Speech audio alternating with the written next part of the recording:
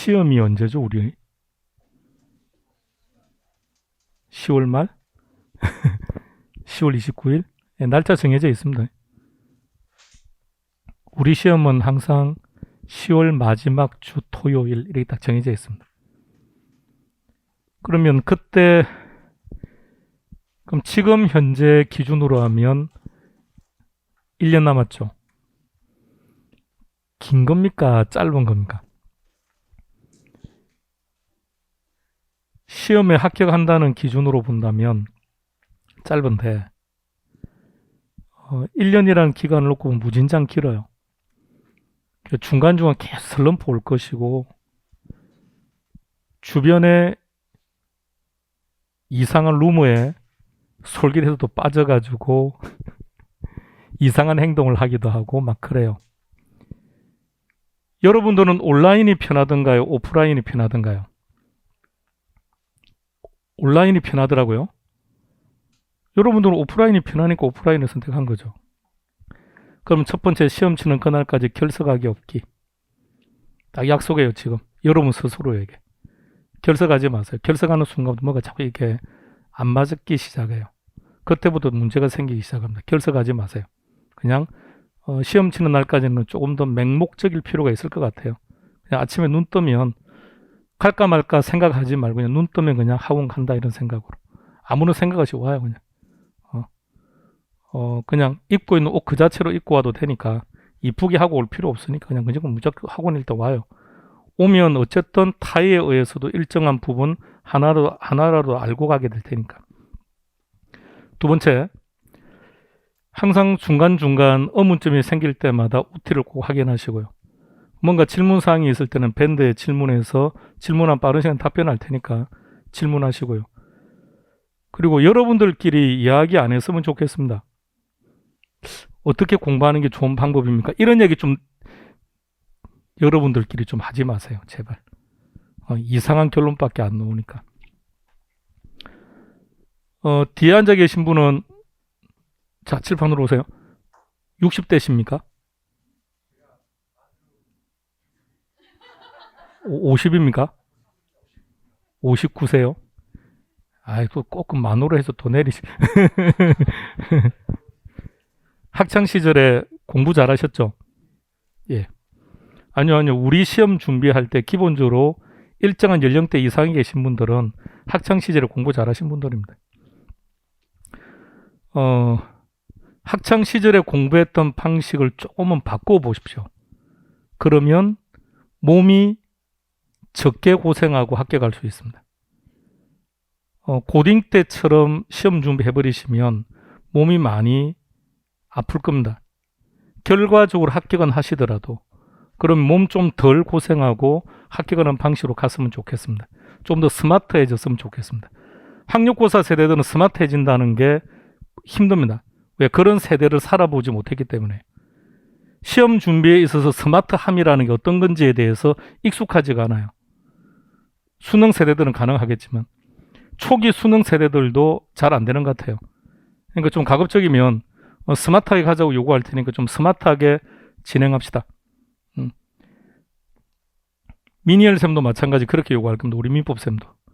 그래서 조금 과목마다 성격은 좀 차이가 있다고 할지라도 수험생 입장에서는 철저하게 스마트하게 갑시다. 고생하지 마세요. 불필요한 거 보지 마세요. 시간 낭비입니다.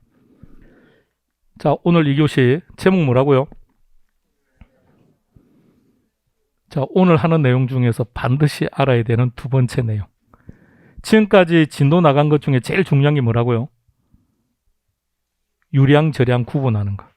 그 다음에 걔보다 더 중요한 게 이겁니다. 자, 오세요. 아주 간단하니까. 금방 끝날 겁니다. 그림 잘 보세요. 앞서 우리 수요 곡선 할 때 그렸던 그림이죠.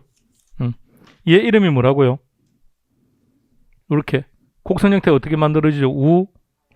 우하향하는 디맨드 커브가 만들어야 수요 곡선이죠. 그런데 수요 곡선을 칠판 눈 떼지 마세요. 자, 집중. 수요 곡선상에 A, B, C점이 보이죠. 저는 A점, B점, C점 무수히 많은 점을 만들어낼 수 있겠죠. 무수히 많은 점들, 그들을 이렇게 불러요. 뭐라 부른다고요? 그러면 다른 것은 이용하지 마시고 이 두 단어만 가지고 정의할 거예요. 수요 곡선을 정의해 보세요. 수요량을 연결한 선. 자, 그럼 수요량을 정의해 보세요. 수요 곡선상의 점. 얘를 정의하면 뭐 한다고요? 수요량을 연결한 선. 이랍니다. 다시. 갑자기 푹 외우려고 하지 말고요. 암기하려고 하지 말고. 이게 디맨드 커브라는 것은 앞서 한번 나왔었다, 그죠? 우하향하는 형태의 수요 곡선이 하나 만들어졌는데 수요 곡선 상에 있는 무수한 점들을 부르기를 이렇게 부른다고요. 그럼 이제 뭘 구분해야 되느냐? 수요량과 수요를 한번 구분해 보자고요. 왜? 시험 문제가 그러니까요. 그러면 수요량이라고 하는 것은 수요 곡선 상에 있는 점이다. 그러면 수요 곡선을 정의한다면 수요량을 연결한 선이다. 구분하겠습니까? 자, 갑니다. 그런데 어떤 이유 때문에 A점에서 B점으로 이동했대요. 자, A점의 이름이 뭐였죠?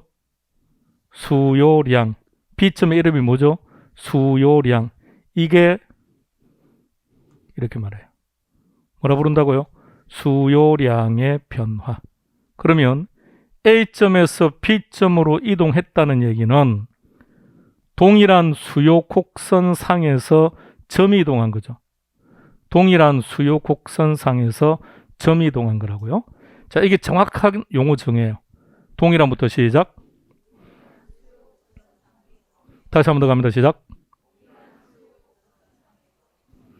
이렇게 기억하라고 했더니 시험에서 점이라는 단어가 안 나오니까 또 점이라는 단어가 없다는 이유 때문에 아이고 틀렸나 보다라고 또 해서 또 뭐 틀립니다. 그래서 조금 더 키워드만 제시할게요. 다시 시작. 오케이, 그렇게 수요 곡선 상에서 이동할 때 뭐라 부른다고요? 수요량의 변화. 그런데 왜 A점에서 B점으로 이동했을까요?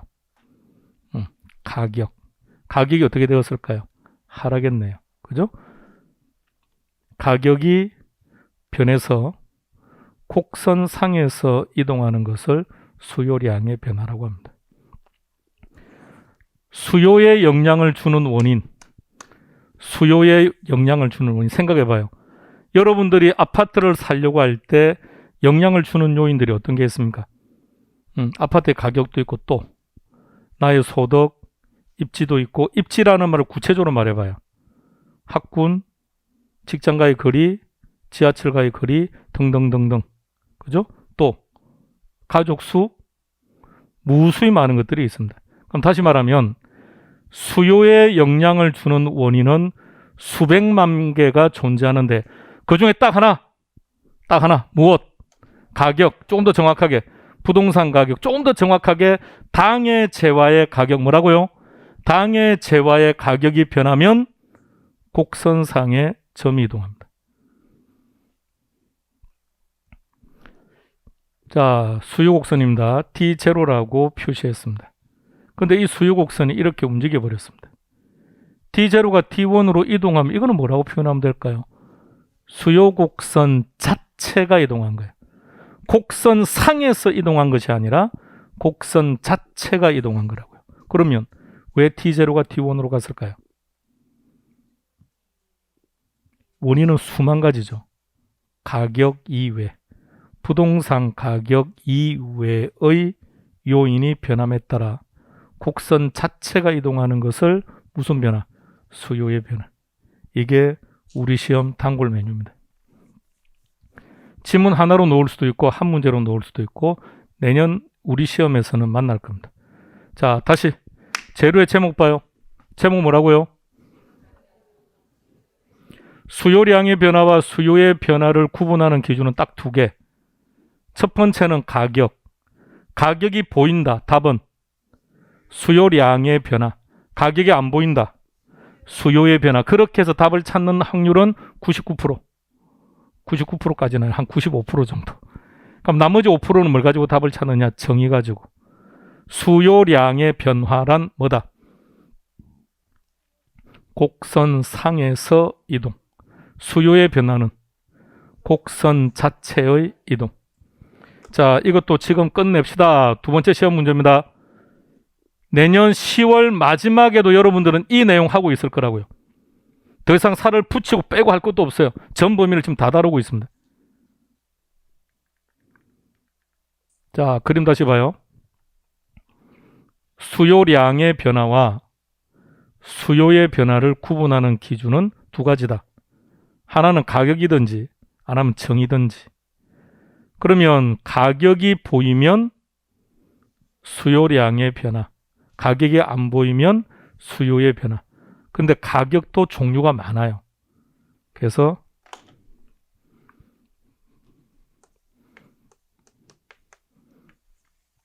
가격은 일단 그 두 가지로 구분합니다. 앞서 표현했던 것처럼 당의 재화의 가격입니다. 그럼 당의 재화의 가격이라는 것은 아파트면 아파트 가격, 콜라면 콜라 가격. 그럼 두 번째 당의 재화가 아니라면 이번엔 타 재화의 가격이에요. 근데 시험에서는 이 표현 자체는 사용을 안 한다고 보시면 돼요. 타 재화의 가격 이렇게 놓는 것이 아니라 타 재화의 가격은 다시 두 가지로 구분합니다. 대체재 가격과 보완재 가격입니다. 그래서 대체재와 보완재는 시험 단골 메뉴고 나올 때마다 틀립니다. 자, 나오지 말라고 기도해 보세요. 그래도 나옵니다, 어차피. 그러니까 오늘 대체재 보완재까지 할 거니까 정확하게. 그럼 다시 방금 수요량의 변화와 수요의 변화를 구분하는 첫 번째 기준이 뭐라고요? 가격이라 그랬죠. 근데 우리는 조금 더 정확하게 구분하고 있어야 돼요. 그러니까 이런 것들이 딱 보인다고 해서 대체재 가격이라고 나와요. 대체재인 단독주택의 가격. 가격이 보이네? 그러면 안 돼요. 가격은 반드시 당의 재화. 아파트일 때는 아파트 가격이, 단독주택일 때는 단독주택 가격이, 연립주택일 때는 연립주택 가격만이 곡선상의 이동을 가지고 오는 수요량의 변화. 그 이외에는 뭐가 변한다? 곡선 자체가 변한다. 그걸 뭐라고 한다? 수요의 변화. 자, 처음부터 다시 5초간 휴식. 몸 푸세요.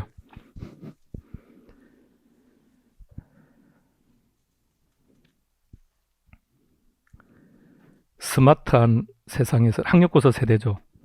스마트한 세상에서는 메모 같은 거 안 해요. 요새 중고딩들 학교 갈 때 볼펜 같은 거 안 가져가요. 그 메모 안 해요.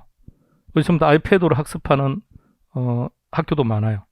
세상이 너무 많이 바뀌었습니다. 메모해야 될 게 있다고 느끼면 핸드폰으로 찍으면 되지 메모할 필요가 없어요. 자, 메모해서 집에 갔다 책을 펼쳤다. 왜 내가 메모했지? 아무런 의미가 없습니다. 여러분들이 진정 메모를 하고 싶다. 뭘 메모해야 되느냐? 제 입에서 나오는 얘기를 다 적어야 돼요. 어차피 그럴 수 없다면 메모는 별 실익이 없다는 것. 자, 오세요. 다시 갑니다. 재밌죠? 젤대의 막둥이 재밌죠? 합격. 재밌음 합격이. 재밌나요? 재밌나 물어보면 웃는데 그냥 있을 때는 표정이 영 안 좋은데. 자, 항상 똑똑한 표정 해봐요. 똑똑한 표정. 야, 똑같은데 표정이 처음부터.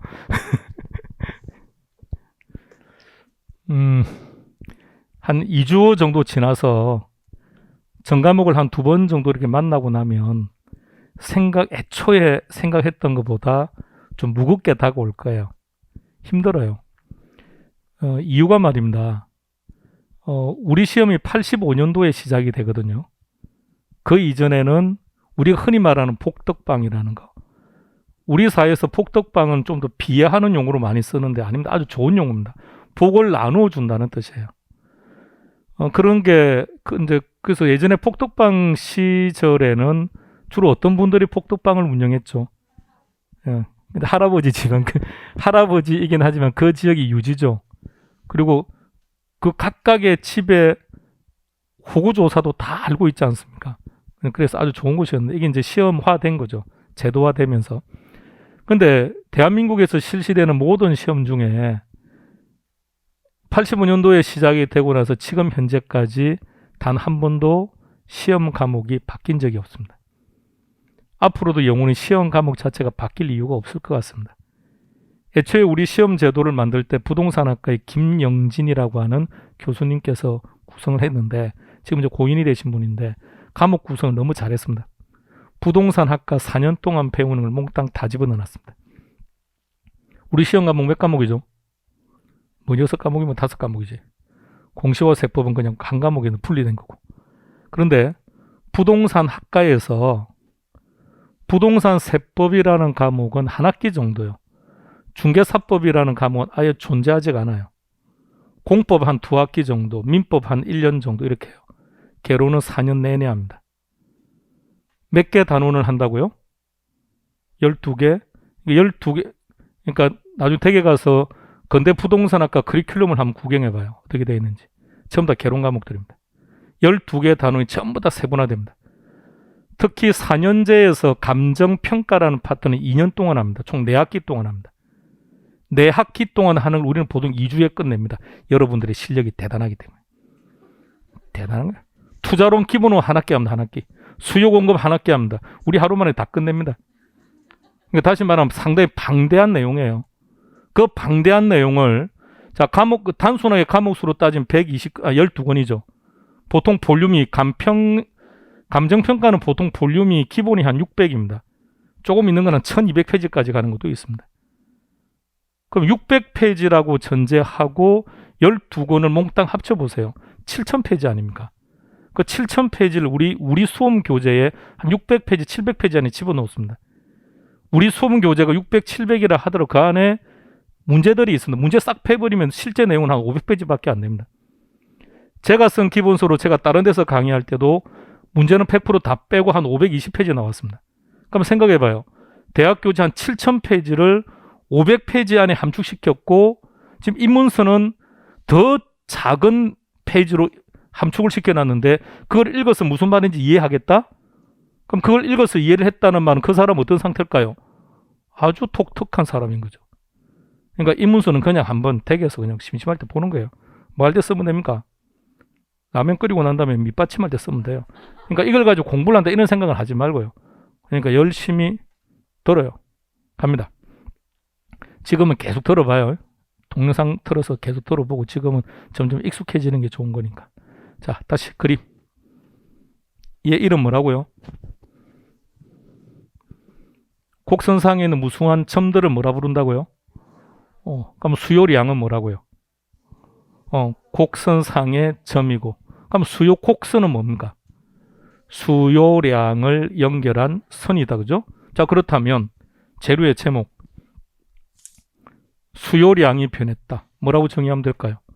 곡선상에서 점이 이동한 거죠. 그죠? 곡선상에서 이동한 거죠. 그럼 수요의 변화라는 말은 곡선 자체가. 오케이. 갑니다. 그림. A점에서 B점으로, B점에서 A점으로.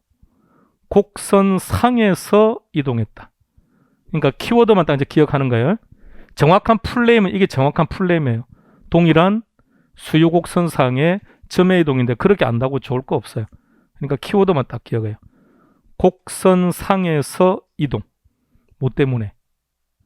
가격 때문에. 첫 번째 문제. 자, 이것을 뭐라 부른다고요? 오케이. 자, 그러면 수요량의 변화가 정답이다. 그럼 지문에는 첫 번째 뭐가 있다? 가격이 안 보인다 그러면 오케이. 이렇게 답을 찾는 거라고요. 자, 그런데 이번에는 곡선 자체가 움직여 버렸어요. 왜? 가격 이외가 변했다고요. 이걸 뭐라 부른다? 그럼 수요의 변화가 정답이다. 그럼 지문에는 뭐가 있을까요? 가격이 첫 번째. 가격 이외라고 단어가 나오는 게 아니라 그냥 가격이 없는 거예요. 소득이 증가하여 이렇게 나와요. 금리가 상승하여 대체재 가격이 상승해서 이런 식으로 부동산 가격 이외가 아니고 이 정의를 하다 보니까 이렇게 나오는 거고. 그러니까 가격이 안 보이면 뭐가 된다고요? 두 번째는 곡선 자체가 변했다는 말이 보이면 오케이 이렇게 되는 거라고요. 자, 그림 보세요. D0가 D1으로 갔다는 얘기는 무슨 변화? 수요의 변화. 그런데 오른쪽으로 갔습니까? 곡선이 왼쪽으로 간 겁니까? 오른쪽으로 갔다는 말은 이런 뜻입니다. 수요가 증가했다는 뜻입니다. 자, 그 다음 잘 봅니다. 수요가 이번엔 D0가 D2로 갔습니다. 그림 보세요. 좌측으로 갔죠. 그러면 감소했다는 뜻이 됩니다. 자, 맞는지 확인해 볼게요. 동일한 가격 P0를 딱 기준으로 놓고 보세요. P0라는 가격을 기준으로 했을 때 기존에 있던 수요 곡선상에서는 얼마를 소비했죠? Q0. 곡선이 오른쪽으로 갑니다. 그랬더니 소비량이 종전보다 증가하네요. 자, 곡선이 왼쪽으로 갑니다. 수요량이 감소하죠. 따라서 곡선이 오른쪽으로 가면 증가, 왼쪽으로 가면 감소인데 이 수요 곡선의 생긴 모양 때문에 곡선이 오른쪽으로 가면 오른쪽으로 올라갑니까? 내려갑니까? 올라가야죠. 그래서 표현을 이렇게 해요. 자, 왼쪽으로 갑니다. 내려가죠. 그래서 뭐라고 표현합니까? 자, 그런데 우리는 우상향 좌하향으로 기억 안 할 겁니다.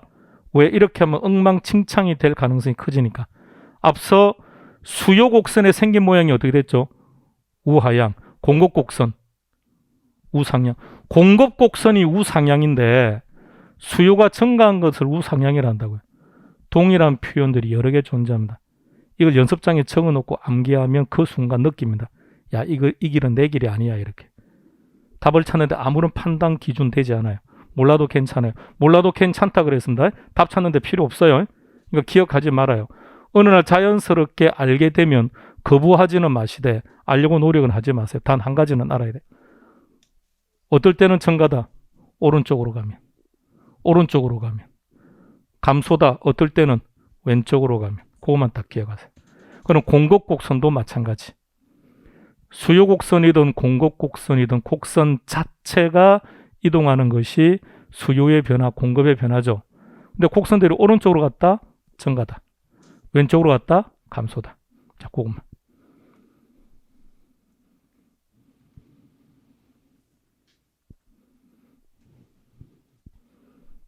뭘 가만히 있나요? 문제를 물었으면 답을 말해야죠. 수요량의 변화와 수요의 변화를 구분하는 기준. 가격. 하나만 더요. 곡선 상에서 또는 곡선 자체가. 오케이. 밑에 답은 수요량의 변화에 포커스를 맞춰서 정리했습니다. 한 번 더 보고 기억하시고, 자, 그 다음에 시험 문제 하나를, 기출문제 하나를 보여드릴 텐데, 자, 오늘 우리 첫 번째 만나죠. 첫 만남부터 끝없이 여러분들은 기출문제를 보여드릴 겁니다. 앞서 말했습니다. 시험 기간 내내 시험 사고만 해라고요. 다른 생각하지 마. 인문과정 그딴 생각하지 말아요. 인문과정 하는 게 느슨해집니다. 학원에 그냥 소풍 온 걸로 생각해요. 그러니까 시험 준비하는 거예요. 시험 준비. 내년 이맘때 합격해야죠. 합격합시다. 여러분, 하고 싶다고 다 되는 게 아니라서 그들이 제시하는 조건에 부합되어야 합격을 하는 거니까, 그럼 그들이 제시하는 조건에 우리가 부합되기 위해서는 어쩔 수 없죠. 그들이 제시하는 방향대로 갈 수밖에 없으니까. 자, 답 찾습니다. 답을 찾는 시간은 딱 10초. 자, 다음 문제 보여드리면 10초 안에 답 찾아야 돼요. 시작.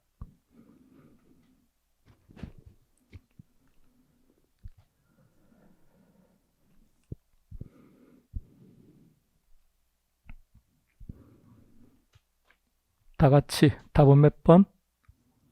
오케이, 잘했어요. 답은 3번.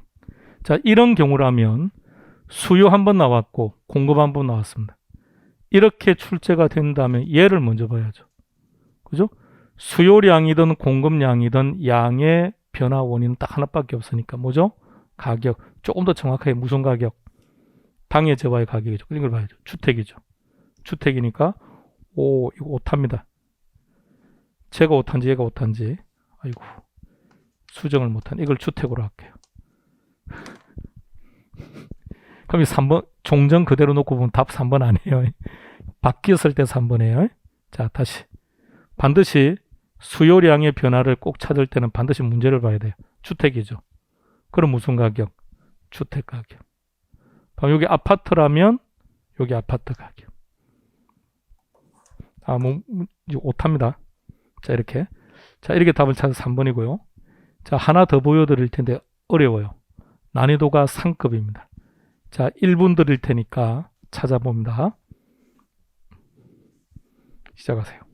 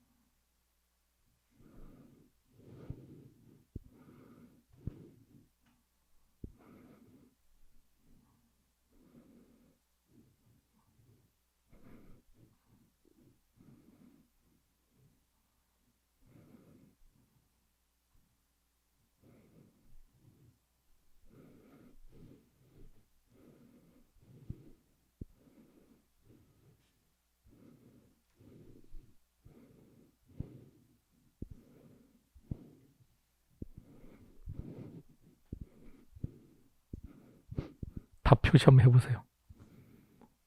어떻게 답을 찾아내죠? 이 탭도 어려운 건데 맞아요.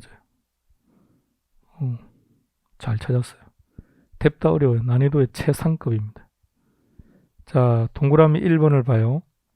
1번.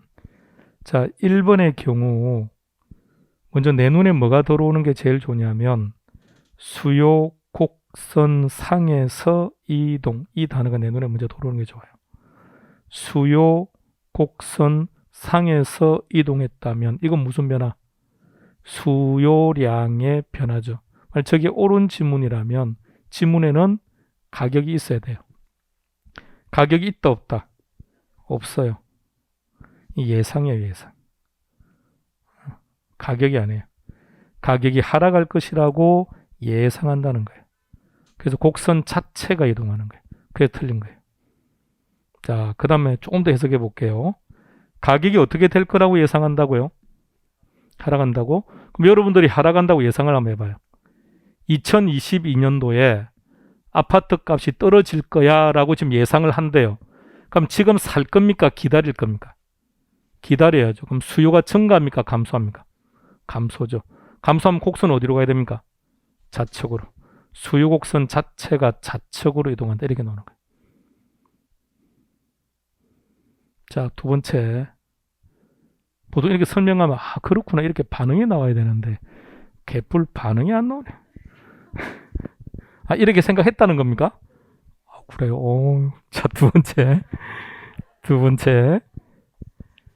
수요 곡선은 이동한다. 이거는 수요의 변화죠. 일단 얘는 보지 말고요. 그러면 곡선 자체가 이동한다면 지문에 가격이 없으면 되죠. 가격이 없죠. 그럼 일단은 맞아요. 자, 두 번째. 소득이 증가했대요. 소득이 증가하면 수요가 증가할까요? 감소할까요? 증가하겠죠? 증가하면 어디로 갑니까? 오른쪽, 왼쪽? 오른쪽. 그러니까 우측으로 가야죠. 뒤에 상향자는 아실 필요 없다 그랬습니다. 그냥 오른쪽, 왼쪽 이것만 기억하면 돼요. 자, 3번의 대체제예요. 대체제 아직 안 했어요. 그냥 보여드리는 거예요. 대체제인 단독주택 가격이 쭉 나와요. 근데 일단 답을 찾는 방법은 이렇게 찾아요. 대체제가 떴습니다. 무조건 가격이 있는지만 보면 돼요. 그 다음 비례로 갈 거예요. 가격이 상승했죠. 그럼 아파트 수요는 증가해요. 증가니까 오른쪽으로 가는 거예요. 자, 일단 해석해 볼게요. 차례대로. 그러니까 동그라미 3번은 단독가 아파트를 대체제라고 전제한 거예요. 무슨 뜻이냐? 나는 단독을 사든 아파트를 사든 상관없다. 저 콜라와 사이다의 관계, 이런 관계라는 얘기입니다. 그런데 콜라 가격이 상승해 버렸다고요. 그럼 콜라 먹는다, 안 먹는다? 콜라 안 먹겠죠. 대신에 사이다 먹는다는 얘기입니다. 사이다 수요가 증가했다. 이렇게 하는 거예요. 이제 그렇게 해석하면 안 돼요. 답은 이렇게 찾아요. 잠시 후에 설명할 거예요. 대체제가 뜨면 가격이 있는지를 빨리 찾는 거예요. 가격과 수요는 비례관계예요. 자, 4번으로 갑니다. 4번.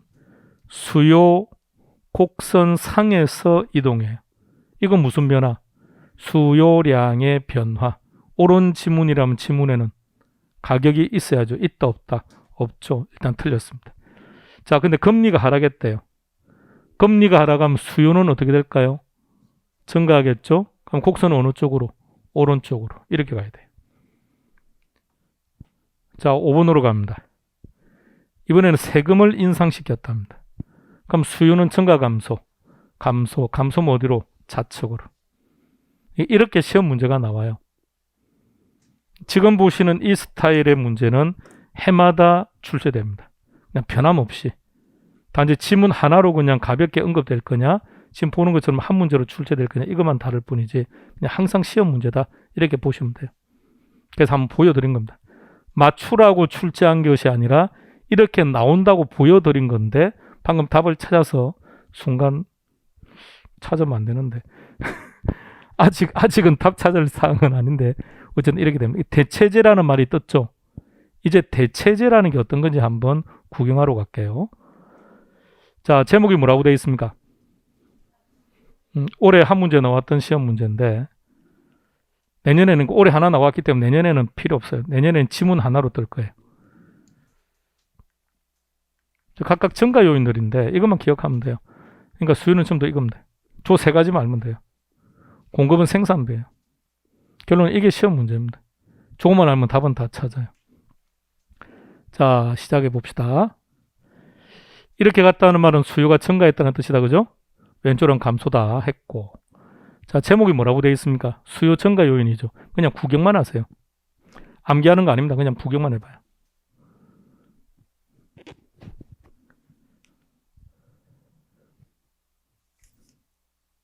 수요를 증가시키는 원인은 수만 가지입니다. 따라서 8개 이외에도 무수히 많아요.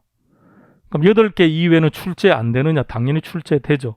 그런데 누구도 안 틀리니까 볼 이유가 없어요. 4번에서부터 8번까지 그 누구도 안 틀립니다. 4번에서부터 8번까지 중에서 혹시라도 틀렸다 그러면 중개서 공부하면 안 돼요. 자, 그럼 결론은 이 세 가지가 포인트입니다. 특히 1번, 2번 대체제 보완제입니다. 대체제부터 출발할게요.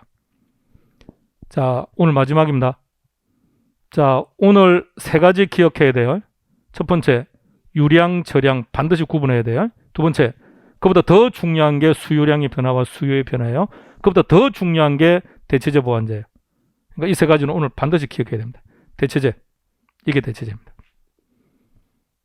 여러분들은 콜라와 사이다가 대체제라는 거 동의하십니까? 오케이. 자, 대체제로 동의한다 그랬습니다. 자, 제일 뒤에 분 마스크. 본인은 콜라를 좋아합니까? 사이다를 좋아합니까? 사이다 같은 소리 하고 있네. 방금 여러분들은 대체제라고 하지 않았습니까? 막둥이, 콜라 좋아합니까? 사이다 좋아합니까? 콜라가 방금 대체제라면서. 이 대체제라는 것은 콜라 없으면 나 사이다 먹으면 그만, 사이다 안 먹으면 콜라 먹으면 그만, 이게 기본 대체제라고요. 그래서 자, 대체제라고 전제한 상태에서 무엇을 좋아합니까? 라고 물어보면 뭐라고 해야 됩니까? 그래, 똑같다. 나는 뭘 먹든 상관없다. 이렇게 나와야죠. 그래서 콜라와 사이다가 대체제가 되려면 기본적으로 이 세 가지 조건을 만족해야 돼요. 용도가, 효용이, 가격이 유사해야 돼요. 자, 현실적으로 콜라와 사이다의 시장 점유율은 어느 쪽이 높아요? 콜라가 훨씬 높죠. 근데 왜 콜라는 가격을 못 올릴까요? 안 올리는 게 아닙니다. 못 올립니다. 대체제이기 때문에. 얘가 가격을 10% 올렸다. 지체 없이 매출액은 40%, 50% 빠져버릴 거예요. 이 조건이 만족되어야만 대체제라고요. 그러면 우리가 대체제입니다라고 딱 전제했을 때는 이 세 가지를 기본 바탕에 전제하고 접근하는 겁니다. 자, 그렇다면 여러분들은 아파트와 연립주택은, 자, 앞서 문제 봐요. 동그라미 3번 보세요. 단독주택하고 아파트하고 대체제라고 했는데 동의하십니까? 가격이, 용도가, 효용이? 그러니까 안 맞아요. 부동산은 대체제가 없어요. 뭔 대체제입니까? 말도 안 되지. 그런데 그냥 우리끼리 그냥 전제하는 거죠. 그래서 이제 문제가 나오면 그냥 대체제라고 딱 전제해버리고 문제를 푸는 거지. 현실적으로는 대체제가 아니죠. 아파트와 단독주택 중에서 하나만 선택하라고 하신다면 뭘 선택하시겠습니까? 단독주택? 투자적 마인드가 좋다고 하는 게 맞습니다. 시간이 가면 갈수록 건물값은, 아니 그게 상가든 주택이든 무엇이든 간에 시간이 가면 갈수록 건물의 가치는 떨어지죠. 왜 떨어지죠? 감가, 땅값이 올라가죠. 그러니까 우리가 아파트에서 100평짜리를 가지고 있다고 해본들 내 공유 토지의 지분을 생각해봐요. 얼마인지. 단독은 어때요? 훨씬 많죠. 그러니까 재개발, 재건축 지역으로 간다면 당연히 땅을 많이 가지고 있는 단독을 선호하는 게 맞죠. 근데 이제 현실적으로 우리 단독주택은 거래가 워낙 잘 안 되고 하니까. 자, 지금 단독에 살고 계십니까? 아, 투자적 입장에서 말한 겁니까? 그래서 이제 앞으로 누군가가 혈액형이 뭡니까 물어보면 투기형입니다 이렇게 말하면 돼요. 자, 갑니다. 대체제. 자, 이 세 가지 전자에서 자, 갑시다 이제. 콜라 값이 올랐대요. 그럼 콜라 먹는다 안 먹는다? 안 먹어야죠. 대신에 뭘 먹을 겁니까? 사이다. 그럼 사이다 가격은, 사이다 수요가 증가했으니까 사이다 가격은 상승하겠죠. 자, 결과를 잘 봐요. 콜라 값이 올랐더니 사이다 값도 올랐죠. 그럼 둘은 비례죠. 콜라 값이 올랐더니 사이다 수요가 증가죠. 비례죠. 우리는 이것만 딱 기억할 거예요. 대체제 그러면 내 머릿속에 콜라와 사이다가 놓으면 안 돼요. 예를 이렇게 들었더니 모의고사를 볼 때 대체제 같으면 콜라와 사이다를 쓰고 해석하고 있습니다. 엉망진창입니다. 대체제는 뭐다? 비례. 단 무엇이 비례인지는 알아야 돼요. 가격과 가격, 가격과 수요가 비례한다. 자, 기억합시다. 답을 찾아야 돼요.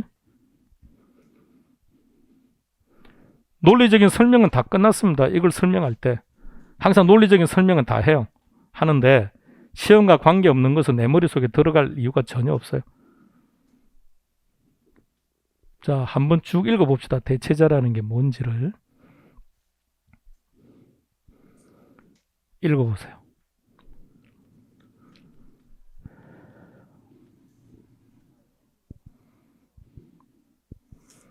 그런데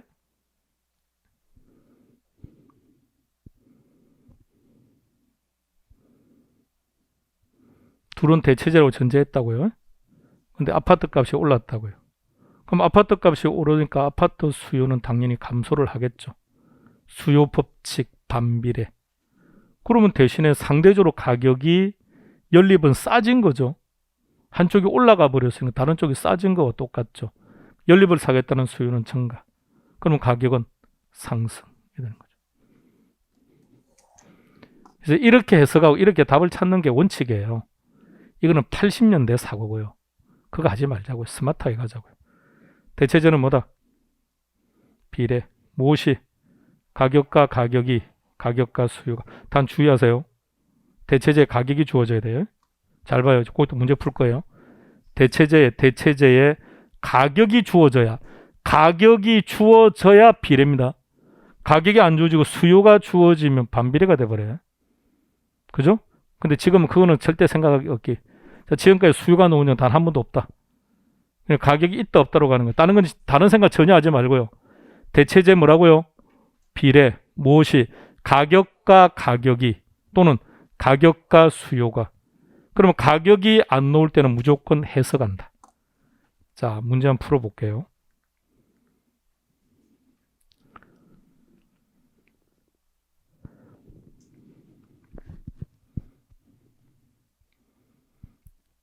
첫 번째 키가 대체 지역이에요. 그냥 대체제와 똑같은 말이에요. 근데 가격 안 보이죠? 그럼 해석합시다. 그냥 해석하셔야 돼요. 자, 대체 지역에 쓰레기 매립장이 들어왔대요.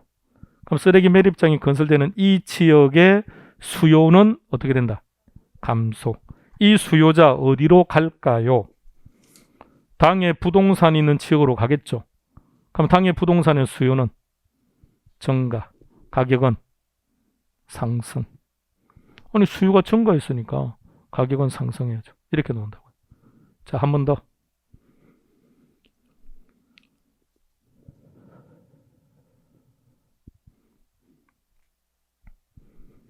대체제 떴죠.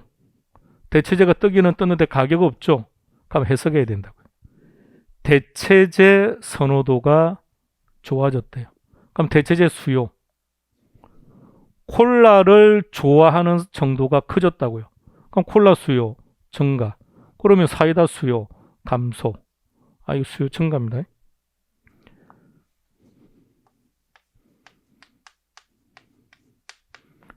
그럼 수요 감소. 그러면 가격은 하락. 이렇게. 자, 3번 해보세요.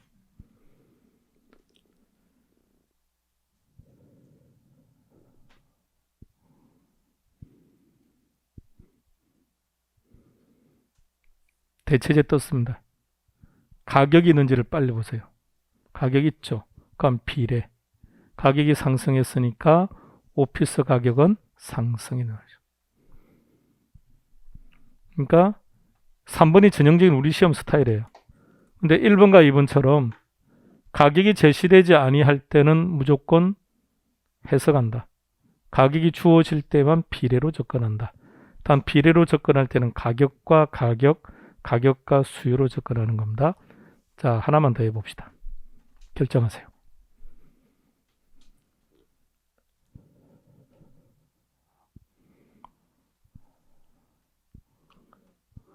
첫 번째 키 이거요. 나머지는 볼 거 없고 대체제가 떠서 그냥 끝난 거예요. 그거는. 자, 그 다음에 우리는 기계적으로 가격 정보가 있는지를 빨리 봐야 돼요. 가격 있죠? 그럼 비례. 가격이 상승했으니까 수요 증가, 가격은 상승. 어떻게 답 찾는지 아시겠죠? 해석하시면 안 돼요. 이렇게 답을 찾는 겁니다. 당의 부동산이라는 것은 본인이 사고자 하는 부동산. 내가 A 아파트 103동 201호를 살려고 한다고 그 부동산을 그렇게 불러요. 당의 부동산. 자, 이번에는 보완제로 갑시다. 이런 게 보완제입니다. 커피와 설탕의 관계죠. 자, 커피와 설탕의 관계가 보완제라는 것은 동의하시겠습니까? 오케이. 자, 블랙 커피를 좋아합니까? 설탕 커피를 좋아합니까? 본인은 뭘 좋아하냐고. 블랙 커피를 좋아합니까? 설탕 커피를 좋아합니까? 뭐라고요? 다 좋아한다고요? 지금 한번 해보자는 겁니까? 둘 중에 하나를 선택해라고 했더니 다시 한 번 더. 커피와 설탕이 보완제라는 것을 동의하는 거죠. 동의한다고 했습니다. 제일 뒤에 푼 블랙 커피를 좋아합니까? 설탕 커피를 좋아합니까? 에이, 그러면 보완제가 아닌데. 보완제란 하나만 먹는 것보다 함께 먹었을 때 만족감이 커지는 게 보완제야. 방금 보완제라고 했는데 나는 블랙을 좋아해. 그러면 안 되는 거죠. 여러분들의 기호를 말하지 말아 주시기 바랍니다. 결혼 시간에는 항상 경제학적인 마인드로 접근해 주시기 바랍니다. 뭘 좋아한다고요? 그리고 설탕 커피. 그래야 보완제가 되는 거죠. 오케이. 자, 이런 상황에서 커피값이 올랐어요. 먹는다 안 먹는다? 먹는다 안 먹는다? 안 먹는다. 아니 나는 커피를 그래도 먹을 거야. 그거는 가격 때문에 먹는 게 아니죠. 선호도 때문에 먹는 거죠. 그럼 여기 벗어나는 거죠. 철저하게 기준에 따라서 결정해야죠. 그러면 설탕 수요. 그렇죠. 그럼 가격은 하락한다. 자, 결과를 봐요. 오케이. 반비례. 무엇이 시작? 가격과 가격이 또는 가격과 수요가. 자, 보완제 한번 읽어봅시다. 자, 한번 쭉 보세요. 뭐라고 되어 있는지.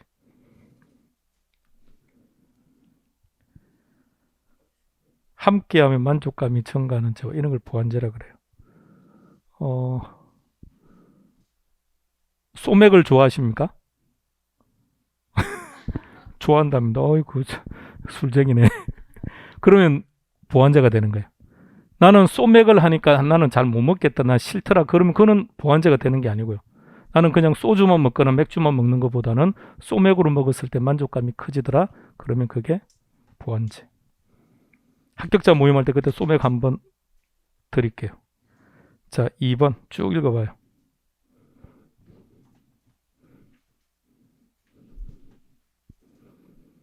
결론 우리는 이렇게 기억은 안 할 거예요. 그래도 한 번은. 자, 따라서 보완제. 보완제는 뭐다? 반비례. 무엇이? 가격과 가격, 가격과 수요. 대체제는 뭐다? 비례. 무엇이? 가격과 가격, 가격과 수요. 그러면 대체제나 보완제가 딱 뜨면 무조건 우리는 가격이 있는지를 보고, 만약 가격이 없으면 지문 해석을 해야 돼요. 가격이 뜨면 그 다음에는 무조건 비례로, 반비례로 접근하는 겁니다. 자, 문제 한번 찾아봅니다.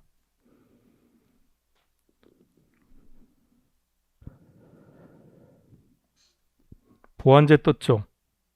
가격이 있는지 빨리 봐요. 가격이 있습니까? 그럼 반비례. 가격이 하락했으니까 수요 증가.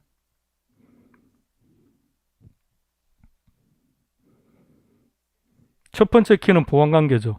그냥 보완제라는 뜻이에요. 그 다음에는 기계적으로 가격이 있는지를 빨리 찾아요. 가격 있죠? 그럼 반비례. 상승했으니까 하락길에 넣어야죠. 이렇게. 대체제, 보완제였습니다. 자, 마무리해 볼까요?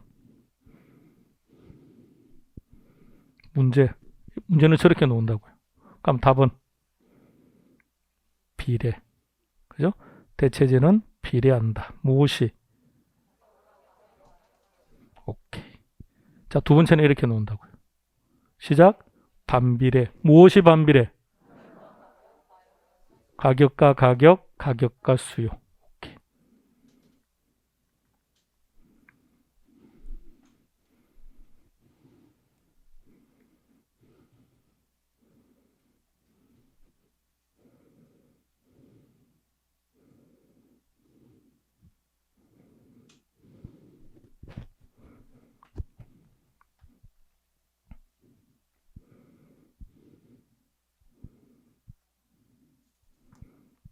답 찾았습니까?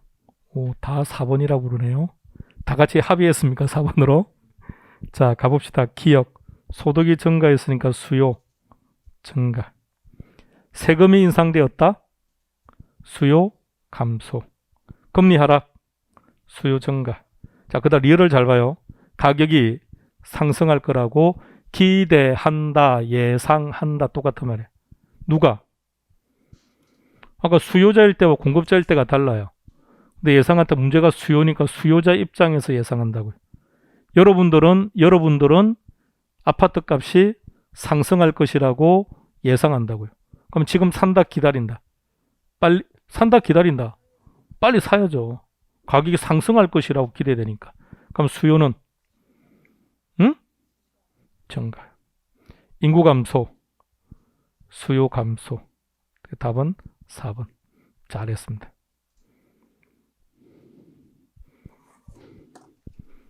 아직 멘토들에 대한 상황 파악이 잘 안 되나 보네요. 아까 휴식 시간입니다라는 말은 시자는 얘기고, 수고했습니다라는 문제 헤어지자 이 뜻이에요. 이제 헤어지자고요. 뭘 계속해서 안 헤어지고 계속 있으려고요.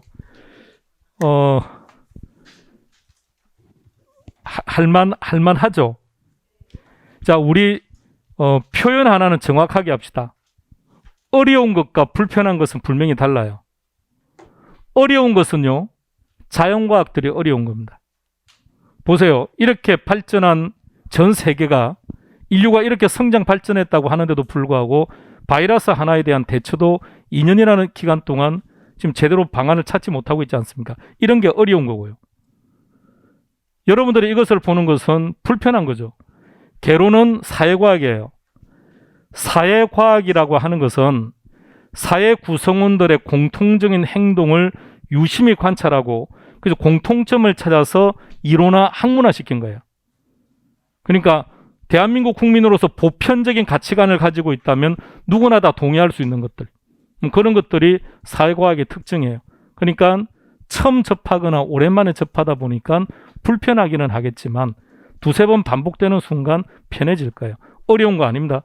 어렵다는 표현 쓰지 마세요. 어려운 게 아니라 좀 불편할 뿐이에요. 그러니까 반복을 하게 되면 점점 쉬워질 겁니다. 다음 시간에 뵙겠습니다. 수고했습니다.